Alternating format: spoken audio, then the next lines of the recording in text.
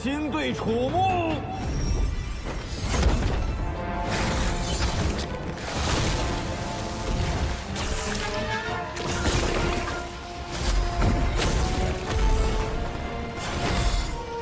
就现在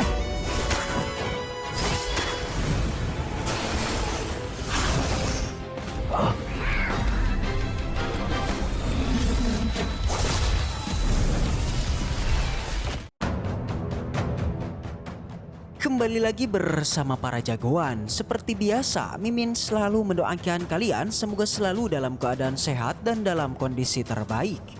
Di video kali ini Mimin akan menceritakan sebuah donghua baru lagi. Dan bagi kalian yang mungkin baru gabung, Mimin saranin untuk nonton bagian sebelumnya dulu. Linknya ada di deskripsi.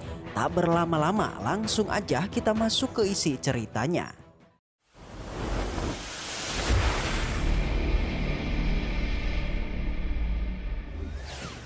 Cerita dilanjutkan, di sini Mimin sedikit informasiin dulu mengenai di dalam tubuhnya Cumu terdapat salah satu monster yang paling terkuat, yaitu monster bermata putih guys. Yang dimana monster tersebut akan terus-terusan mencoba untuk menghisap jiwanya Cumu.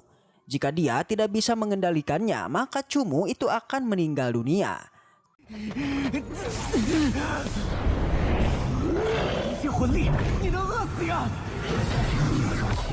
Sementara itu untuk Choi, dia mendapatkan sebuah informasi kalau Chung Sengmo atau si gendut kemarin itu telah meninggal di hutan pulau tadi malam. Sehingga dia pun langsung mengumpulkan semua para anak-anak untuk meminta penjelasan kepada mereka. Sayangnya anak-anak sama sekali tidak mengetahui mengapa dia bisa meninggal dunia. Padahal dia adalah orang yang paling terkuat dan juga memiliki jiwa binatang yang paling terkuat dari antara mereka. Sehingga mereka semua menanyakan siapa yang berhasil mengalahkannya. Terlebih juga kalau Sengmo ini adalah kandidat terbaik dari antara Choi. Sehingga dia memutuskan untuk kompetisi 3 bulan ke depan diadakan untuk esok hari dan mereka akan melakukan pertarungan hidup dan mati. Lalu pada malam harinya temannya menanyakan kepada Cumu apakah dia yang telah menghabisi nyawa dari Sengmo. Jika memang iya, sebetulnya masih ada yang lebih kuat dari antara mereka, yaitu Peng Hu dan Gesing.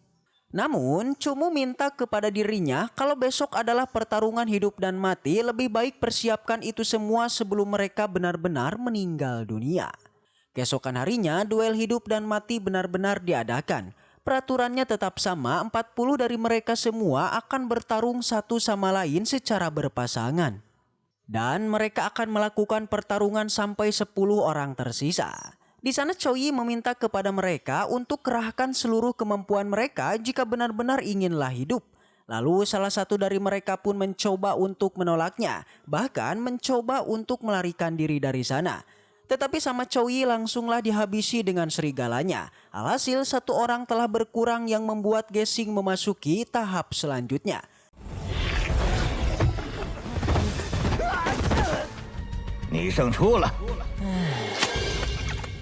Tetapi untuk sisanya mereka harus bertarung mati-matian. Kemudian kita pun diperlihatkan satu persatu dari mereka salinglah menghabisi. Selanjutnya adalah Cumu melawan Hongdan. Dengan begitu cepat Cumu langsung mengeluarkan shurikennya yang membuat tangan dari Hongdan langsung terluka. Dan dia pun langsung dinyatakan menang. Terlalu kuat, belum sampai mengeluarkan binatangnya tapi telah dinyatakan menang. Namun di sini Choi masih memegang tugas untuk memperhatikan Cumu. Dan dia pun menyuruh bawahannya untuk menggeser posisi dari Cumu agar dia bisa melawan Gesing. Setelah dari 40 orang, kini tersisa menjadi 20 orang saja. Sementara untuk pertarungan pertamanya yaitu Gesing melawan Cumu. Yang dimana Gesing ini dikenal sebagai orang psikopat serta juga sangat sombong.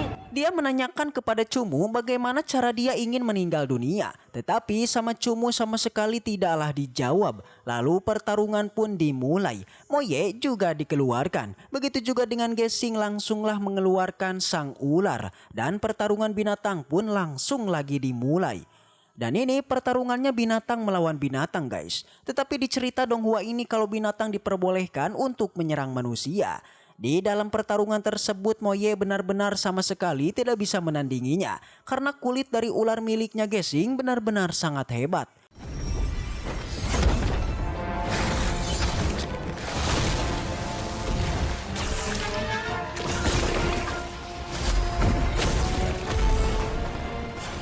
Tetapi siapa sangka kalau Cumu dan juga Moye masih mempunyai sebuah rencana di balik rencana. Dia menanyakan kepada Moye, apakah sudah siap untuk semua ini, dan Moye pun langsung mengangguk. Dia membuat dirinya langsung membelah menjadi dua bagian, yang dimana bayangan tersebut langsung memasuki tubuh dari sang ular ataupun dimangsanya. Alhasil Gesing pun langsung tertawa keras dengan perkataan kalau itu adalah cara yang indah untuk tewas. Cumu hanya menjawab itu benar-benar sangatlah indah karena yang akan mati adalah ular miliknya. Yang ternyata rencana dari Moye dan juga Cumu menyerang dari bagian dalam. Daripada bagian luar sama sekali tidak bisa diserang, maka dirinya akan menyerang dari bagian dalam saja. Sehingga ular tersebut pun merasakan kesakitan yang begitu luar biasa. Pada akhirnya juga ular tersebut haruslah tumbang.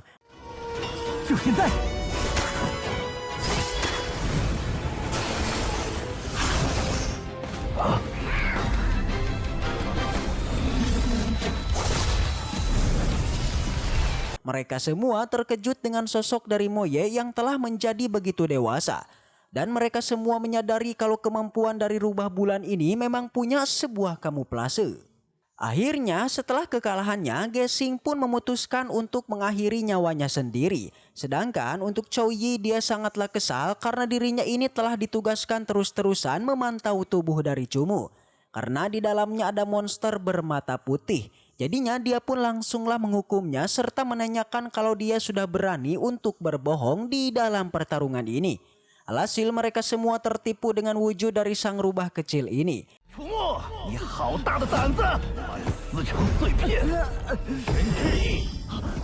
Selain itu juga, dia juga menanyakan apakah dialah yang telah menghabisi nyawa dari Chou Sengmo. Chou Yi juga yang sudah sangatlah muak dengan tugas ini. Dia mencoba untuk mengakhiri nyawa dari Cumu. Tetapi terdengarlah suara tuannya berkata kalau dia tidak boleh melakukan semua ini. Kalau tidak, maka klan dialah yang akan dihancurkan.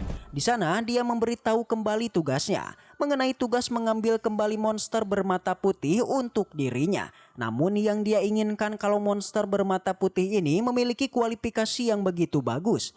Dan untuk saat ini monster bermata putih tersebut sama sekali tidaklah memenuhi syarat untuk diberikan kepadanya. Jika dia meminta kepada Chou Yi, biarkanlah dia memberi makanan monster bermata putih lebih lama lagi. Atau menjadikan monster bermata putih lebih kuat daripada sebelumnya. Alhasil dia pun langsunglah mengurungkan niatnya. Singkatnya, pada malam hari Cumu pun langsung meminta kepada Moyan untuk langsung memakan jiwa esensinya.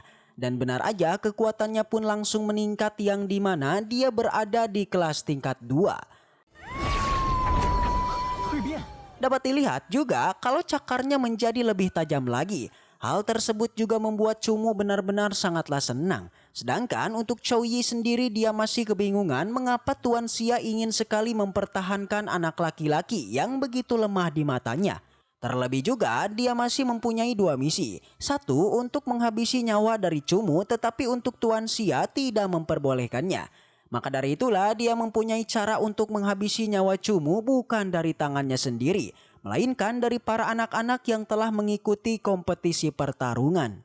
Dan setelah itu pun cerita pun bersambung. Lalu bagaimanakah kisah selanjutnya? Yang pasti Mimin akan kembali upload kisah selanjutnya di minggu depan. Baiklah, mungkin segitu aja untuk pembahasan kali ini. Semoga kita selalu diberikan kesehatan untuk mengawal donghua ini. Dan sampai jumpa di video selanjutnya.